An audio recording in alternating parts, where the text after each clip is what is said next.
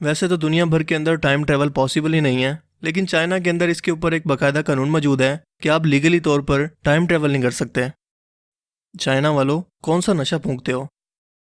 इसके अलावा स्विट्जरलैंड एक ऐसा मुल्क है जहां पर आप लीगली तौर पर अपने आप को इंजेक्शन लगवाकर खुदकुशी कर सकते हैं, यानी कानूनी तौर पर यह वहां पर लीगल है। इसके अलावा इस मुल्क की खूबसूरती के साथ साथ इसके बारे में ये बात भी मशहूर है कि यहाँ पर कोई एक शख्स भी गरीब नहीं है, यानी कि 100% लोग अमीर हैं, क्योंकि यहाँ भुट्टो जिंदा नहीं है। और आज की इस वीडियो के अंदर आप इसी तरह की कुछ हैरत अंगेज फैक्ट्स जानेंगे जो यकीनन आपको शॉक कर देंगी। Amazing random facts around the world के पार्ट 20 में खुशामदीद। ये वो सीरीज़ है जिसके अंदर हम दुनिया जहान से मुतल्लिक ऐसी इंटरेस्टिंग और ऐसी हैरत अंगेज फैक्ट्स जानते हैं जो आपने आज से पहले कभी ना सुनी हो। तो चलिए वीडियो को स्टार्ट करते हैं।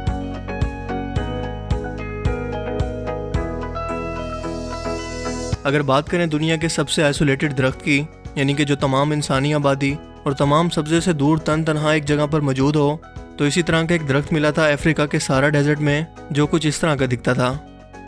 क्योंकि इससे सबसे करीब दरख्त था तकरीबन 250 मील की दूरी पर, लेकिन 1973 के अंदर एक ड्राइवर नशे की हालत में इस सराह के अंदर से सफ़र कर रहा था। उसे लगा कि सराह के अंदर दूर दूर तक टकराने के लिए कोई चीज़ नहीं होगी, लेकिन अचानक से ये दरख्त सामने आ गया और उसकी टक्कर की वजह से ये दरख्त ख़त्म हो गया।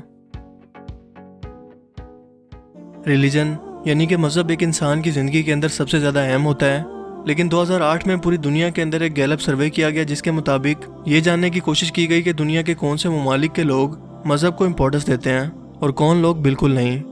लेकिन जब ये सर्वे मुकम्मल किया गया तो एस्टोनिया मुल्क का नाम सबसे टॉप पर था, उन लोगों की लिस्ट में टॉप पर जो मज़हब को अपनी ज़िंदगी के अंदर कोई अहमियत नहीं देते। क्योंकि यहाँ के 14% लोगों का ये कहना था कि मज़हब हमारी ज़िंदगी के अंदर ज़्यादा इम्पोर्टेंट नहीं है, जबकि मिस्र के लोगों के इस रैंकिंग के अंदर 100% मार्क्स थे। यानी कि मिस्र के 100% लोगों ने यह जवाब दिया कि मज़हब हमारी ज़िंदगी के अंदर सबसे अहम है। यूके के अंदर एक लॉ है कि अगर कोई भी शख्स पार्लियामेंट के अंदर मर जाए तो उसे कौमी फुनरल देना लाजमी है। सो यूके के कवानीन के मुताबिक किसी भी शख्स को पार्लियामेंट के अंदर मरने की इजाज़त नहीं है। अब क्या बंदा मरने से पहले फरिश्ते को व्हाट्सएप करके कहे कि मेरी जान बाहर निकलने के बाद निकालना, या फिर तब तक वो साइकिल पर पार्लियामेंट के बाहर उस बंदे को ढूंढता रहे कि सर बाहर आएंगे तो उनको बिठाकर मैं आसमान पर लेकर जाऊंगा?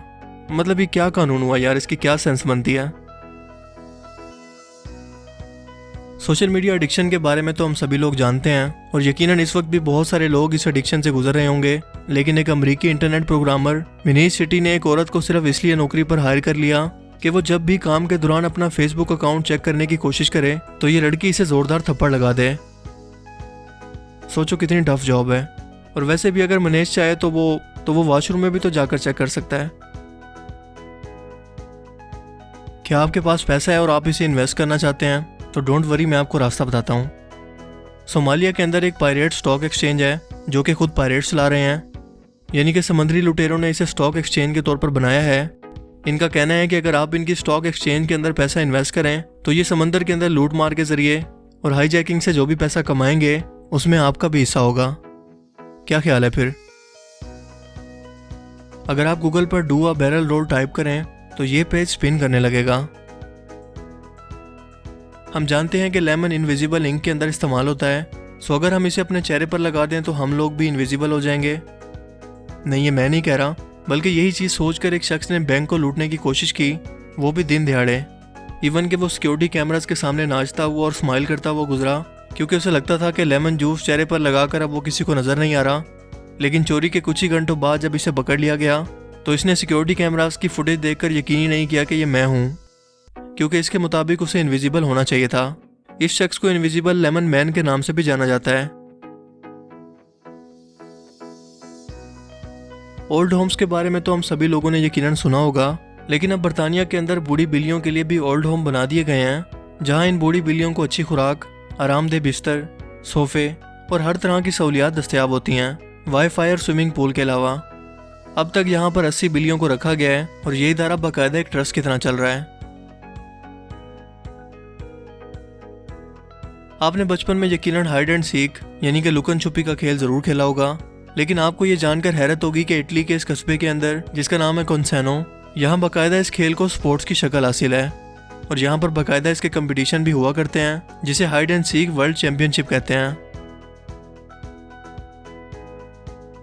2005 के अंदर डोनाल्ड ट्रंप को एक बार एक जर्नलिस्ट ने अपने आर्टिकल के अंदर मिलियनेयर क्या कह दिया, ये भाई साहब तो भड़क गए, क्योंकि इस बंदे ने इस बात पर कि मुझे बिलियनेयर के बजाय मिलियनेयर क्यों कहा, इसने इस जर्नलिस्ट पर $5 बिलियन का हर्जाने का केस ठोक दिया।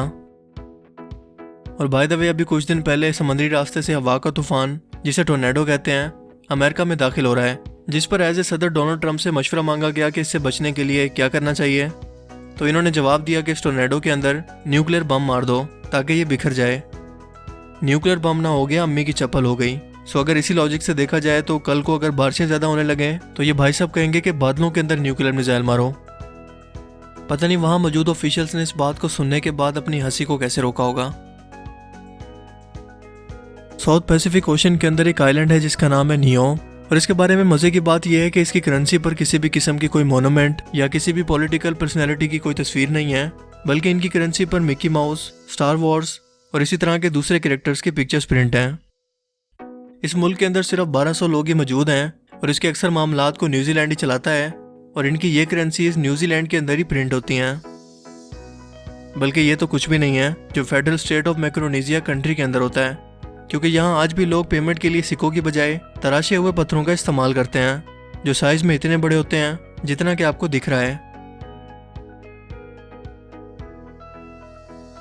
बंगाल की एक टाइग्रेस जिसका नाम था चंपावत टाइग्रेस, इसको दुनिया की सबसे खतरनाक तरीन टाइग्रेस माना जाता है, क्योंकि सिर्फ इस अकेली ने 436 इंसानों को मार दिया, लेकिन आखिरकार एक मशहूर ब्रिटिश हिटलर जिम कॉर्बेट ने आखिरकार इसे मार दिया।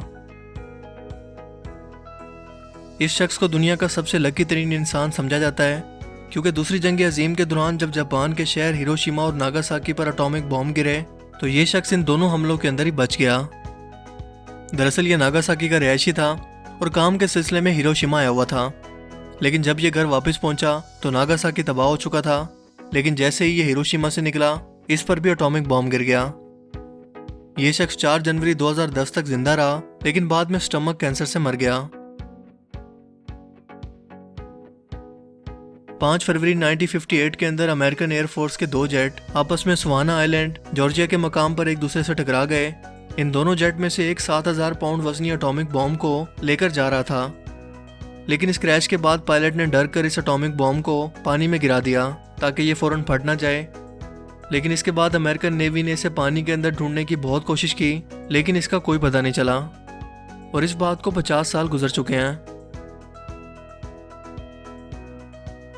दुनिया की सबसे पुरानी गार को मेमथ केव कहते हैं, जो अमरीकी रियासत केंटाकी में मौजूद है।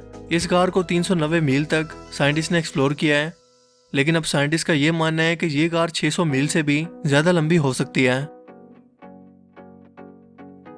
ये दरख्त जो आपको नजर आ रहा है ये कोई आम दरख्त नहीं है, बल्कि जापान में आने वाले सुनामी के कहर से बचने वाले 70,000 दरख्तों में से ये अकेला है, जिसे आज दोबारा से रिस्टोर करके और प्रोटेक्ट करके बचा लिया गया है। समंदर के अंदर वैसे तो बेताशा मखलूकात मौजूद हैं, लेकिन साइंटिस्ट को आज तक 10 लाख स्पीशीज के बारे में पता है जो समंदर में मौजूद हैं। लेकिन साइंटिस्ट के एक अंदाजे के मुताबिक इससे भी 2 से 3 गुना ज्यादा मखलूकात समंदर के अंदर ऐसी मौजूद हैं जिनके बारे में हम कुछ नहीं जानते।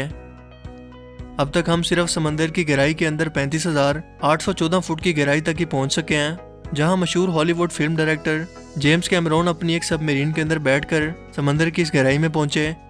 लेकिन यहाँ पर बहुत ज़्यादा अंधेरे और पानी के नाकाबिले बर्दाश्त प्रेशर की वजह से इन्हें वापस आना पड़ा। हमारी ज़मीन के कोर का टेम्परेचर 6000 डिग्री सेंटीग्रेड तक है। ये इतना ज़्यादा टेम्परेचर है जितना सूरज की सरफेस का। और ज़मीन की गहराई के अंदर भी ऐसी मखलूकात एग्जिस्ट करती हैं जिनके बारे में हम इंसान कुछ नहीं जानते। जबकि अगर समंदर में रहने वाली मखलूकात के बारे में बात करें तो हमने समंदर को आज तक सिर्फ 5% तक ही एक्सप्लोर किया है। तो आज के amazing random facts around the world की सीरीज में सिर्फ इतना ही। आपको इनमें से सबसे अमेजिंग फैक्ट्स कौन से लगे, अपनी कीमती राय का इजहार कमेंट सेक्शन में ज़रूर कीजिएगा। अगर आपको ये वीडियो अच्छा लगा तो इसे लाइक कीजिए, और मज़ीद इस तरह के इन्फॉर्मेटिव वीडियोस के लिए इस चैनल को ज़रूर सब्सक्राइब करें। अब मैं मिलूंगा आपसे एक नई इंटरेस्टिंग वीडियो में। तब तक के लिए अपना बहुत सा ख्याल रखिएगा। Thanks for watching this video. Allah हाफिज़।